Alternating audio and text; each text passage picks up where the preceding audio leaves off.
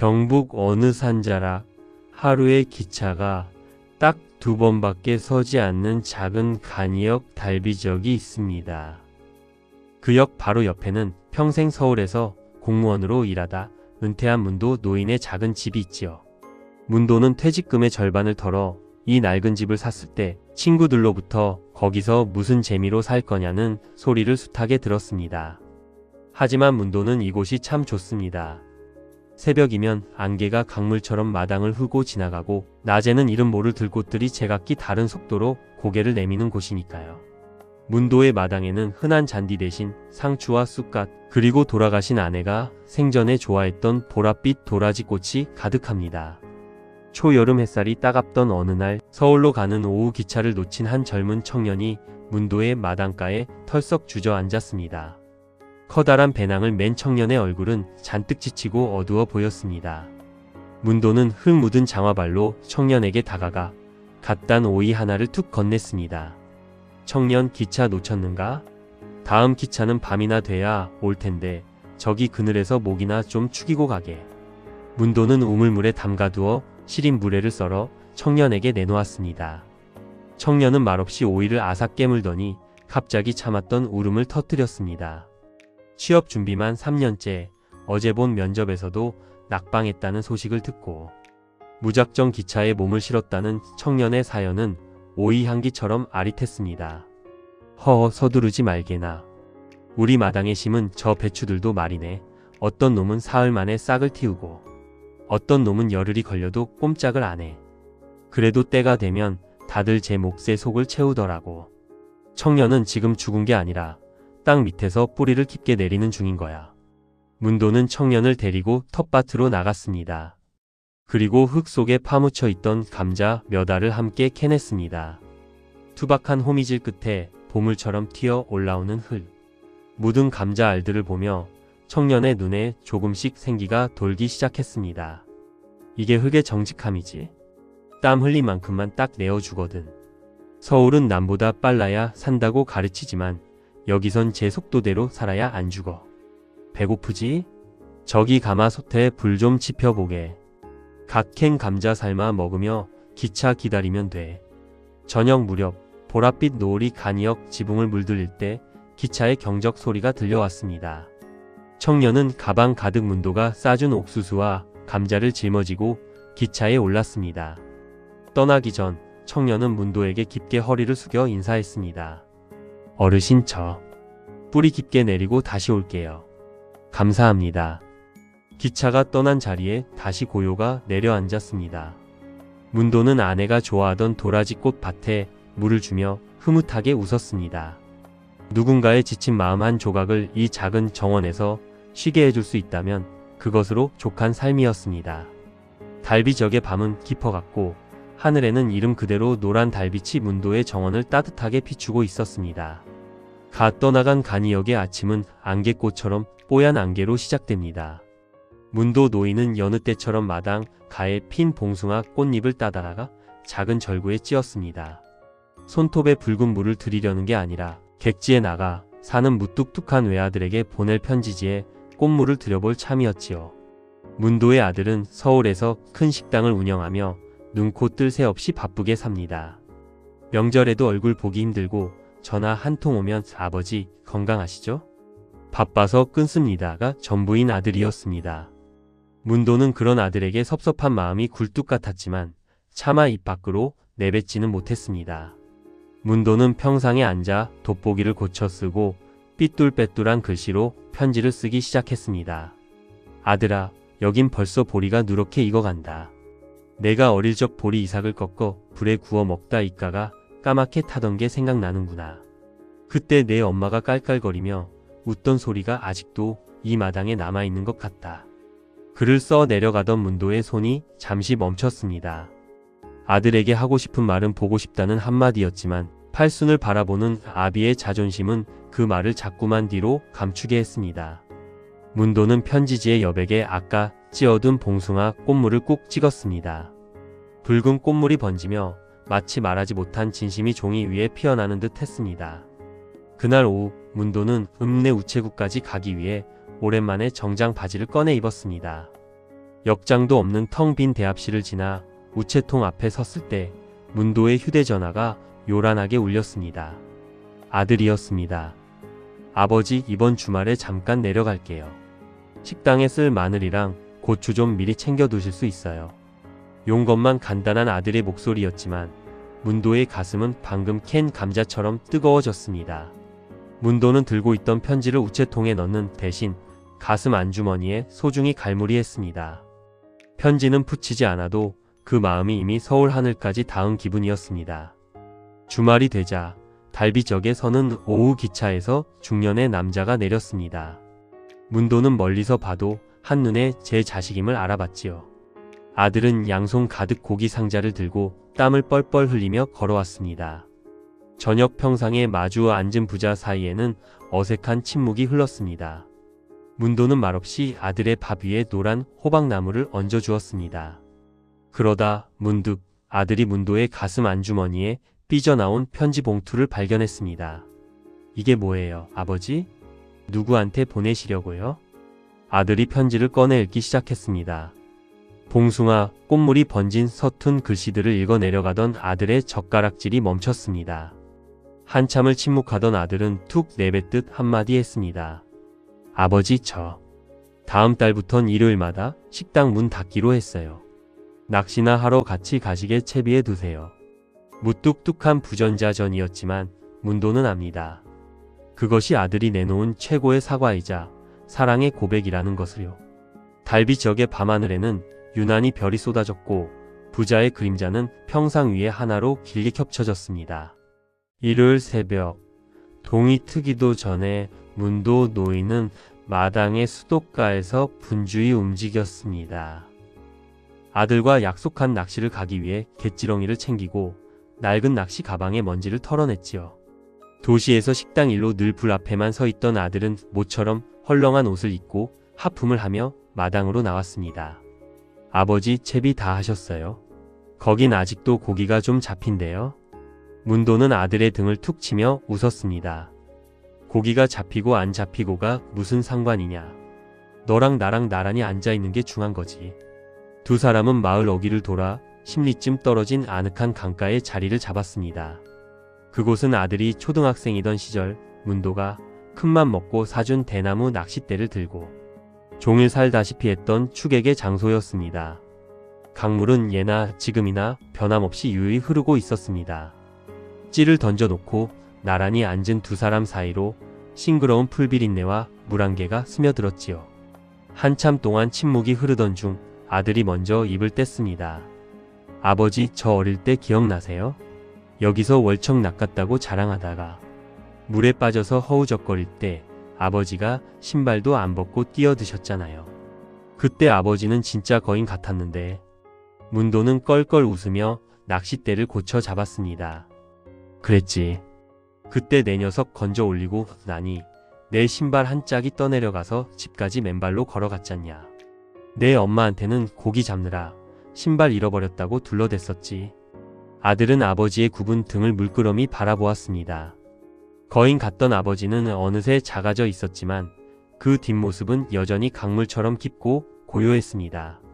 그때 아들의 낚시치가 강하게 밑으로 빨려 들어갔습니다. 아들은 당황하며 낚싯대를 채려 했지만 문도가 나직하게 제지했습니다. 서두르지 마라. 고기가 미끼를 완전히 삼킬 때까지 기다려야 해. 인생도 낚시도 성급하게 채면 공든 탑이 무너지는 법이다. 조금만 더. 지금이다. 아들이 힘차게 낚싯대를 들어 올리자 은빛 비늘을 반짝이는 붕어 한 마리가 허공을 가르며 튀어 올랐습니다. 아들은 아이처럼 기뻐하며 붕어를 갈무리했고 문도는 그 모습을 흐뭇하게 바라보았습니다. 고기를 낚은 건 아들이었지만 문도의 마음에는 더 큰 기쁨이 낚인 듯 했습니다. 어느덧 해가 뉘엿뉘엿 지고 두 사람은 낚시 도구를 챙겨 집으로 향했습니다. 아들은 떠나기 전 문도의 투박한 손을 한번 꼭 잡았습니다. 아버지, 다음 주에는 제가 맛있는 거 사들고 올게요. 그때까지 건강히 계세요. 아들이 탄 차가 먼지를 일으키며 달빛적 너머로 사라질 때까지 문도는 그 자리에 서서 손을 흔들었습니다. 텅 빈 마당으로 돌아온 문도는 다시 텃밭에 흙을 고르기 시작했습니다. 혼자 남은 정원은 조금 쓸쓸했지만 아들과 나눈 대화가 걸음이 되어 가슴속에는 벌써 따뜻한 꽃망울이 맺히는 기분이었습니다. 여름 해가 길어지던 어느 오후였습니다. 대문 밖에서 할아버지 계세요? 하는 낭낭한 목소리가 들려왔지요. 문도 노인이 고개를 들어보니 이웃 마을에 사는 7살배기 찬이가 커다란 밀짚 모자를 삐딱하게 쓰고 서 있었습니다. 찬이는 방학을 맞아 할머니 댁에 놀러온 도시 꼬마였지요. 오냐 찬이로구나. 이 더운데 여긴 어쩐 일이냐? 할머니가 이거 할아버지 갖다 드리기래요. 찬이는 제 몸집만 한 수박 한 덩이를 끙끙대며 내려놓았습니다. 기특한 마음에 문도는 찬이를 평상으로 불러 앉혔지요. 찬이는 시원한 보리차 한 잔을 들이켜더니 호기심 가득한 눈으로 텃밭을 요리조리 살피기 시작했습니다. 할아버지, 저건 왜 빨간색이에요? 저건 왜 뾰족해요? 찬이의 질문 폭격이 시작되었습니다. 문도는 귀찮아하기는커녕 찬이의 손을 잡고 텃밭 구경을 시켜주었지요. 흙을 무서워할 줄 알았던 도시 아이는 의외로 맨발로 흙을 밟으며 즐거워했습니다. 문도는 잘 익은 방울토마토 하나를 따서 찬이의 입에 쏙 넣어주었습니다. 자, 이건 할아버지가 햇빛이랑 바람을 섞어서 만든 황금 토마토다. 맛이 어떠냐? 찬이는 눈을 동그랗게 뜨며 엄지를 치켜 세웠습니다. 우와, 진짜 달아요. 제가 물 주면 더 커져요. 그날부터 찬이는 문도의 꼬마 조수가 되었습니다.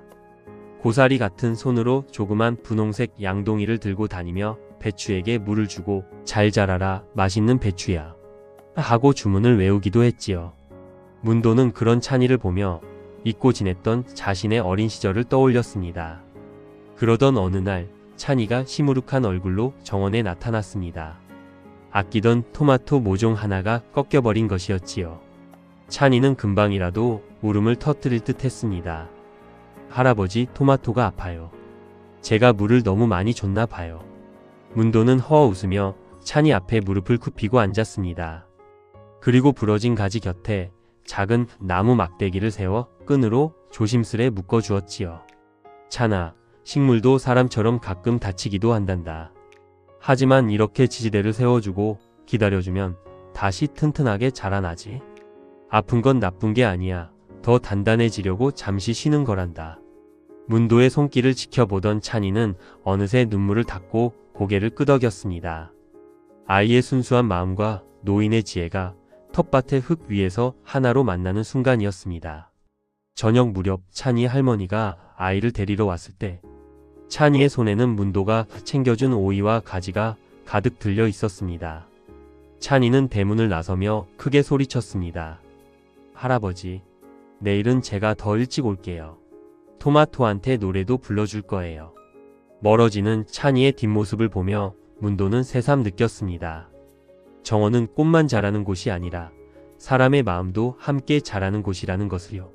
찬이가 다녀간 자리에는 작고 귀여운 발자국과 함께 문도의 가슴속에 환한 웃음꽃이 활짝 피어 있었습니다. 겨울로 들어서는 길목, 달빛적의 하늘은 낮게 내려앉아 금방이라도 무언가 쏟아낼 듯 무거웠습니다. 문도 노인은 마당의 장독대마다 지프로 엮은 모자를 씌워주고 시린 손을 호호 불며 방 안으로 들어왔지요. 그날 밤 창밖을 보니 강아지 발자국 같은 눈송이들이 하나둘 떨어지기 시작했습니다. 문도는 낡은 앨범을 꺼내 먼지를 닦아냈습니다. 흑백 사진 속 아내는 갓 시집와 수줍게 웃고 있었습니다. 문도는 사진 위로 투박한 손가락을 올렸습니다. 아내는 생전에 참 꽃을 좋아했지요. 유난히 몸이 약했던 아내가 겨울만 되면 독한 감기를 앓을 때면 문도는 이른 새벽부터 약수터를 오가며 물을 떠왔습니다. 아내는 그런 남편의 언손을 자기 치마폭에 감싸쥐며 말했었지요. 여보, 나중에 우리 나이 들면 조용한 시골 가서 도라지꽃 실컷 보고 살아요. 나는 그 보랏빛이 꼭 당신 마음같이 다정해서 참 좋아요. 그 약속을 지키려 이곳에 내려왔는데 정작 꽃을 보아줄 주인은 곁에 없다는 사실이 첫눈과 함께 문도의 가슴을 시리게 파고들었습니다. 그때였습니다. 밖에서 누군가 대문을 가볍게 두드리는 소리가 났습니다. 똑똑 실례합니다. 문도는 이 밤중에 누가 찾아왔나 싶어 털신을 꿰신고 밖으로 나갔습니다. 대문 앞에는 낡은 자전거를 세워둔 노신사가 서 있었지요. 신사는 어깨에 눈이 수북이 쌓인 채 품 안에서 빛바랜 편지 한 통을 꺼냈습니다. 10년 전 세상을 떠난 아내가 남긴 마지막 흔적이었습니다. 방으로 들어온 문도는 떨리는 손으로 편지를 뜯었습니다. 편지지 안에는 말린 도라지 꽃잎 하나가 작은 보석처럼 들어 있었습니다. 여보, 나예요.